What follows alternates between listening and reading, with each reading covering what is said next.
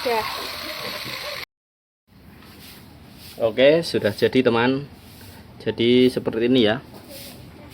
Ya. Trik mudah sekali untuk membuat sujen ketapel ikan atau tusuk sate atau busurnya. Ya.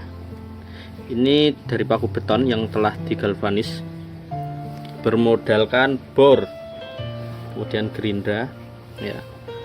Untuk panjang ini saya memakai 12 cm ya, paku 12 cm, paku 12.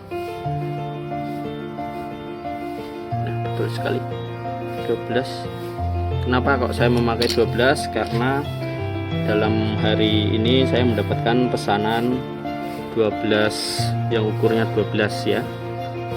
Menurut konon katanya itu akurasinya bagus, kedalaman juga bagus, long range pun jarak jauh juga bagus. Nah ini nanti sini, maaf sebentar blur.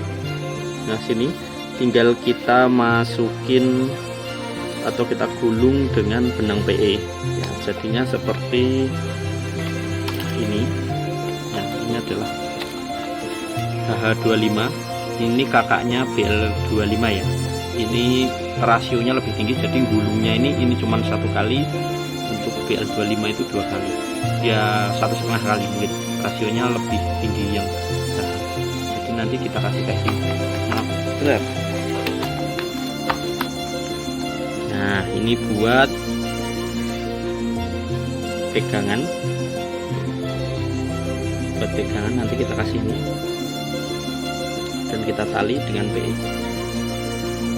Nah, dalam video saya tadi untuk yang paling susah adalah membuat ini kaitan pengait ini fluid atau apalah. Nah itu kita harus main dengan cara zigzag atau menyamping.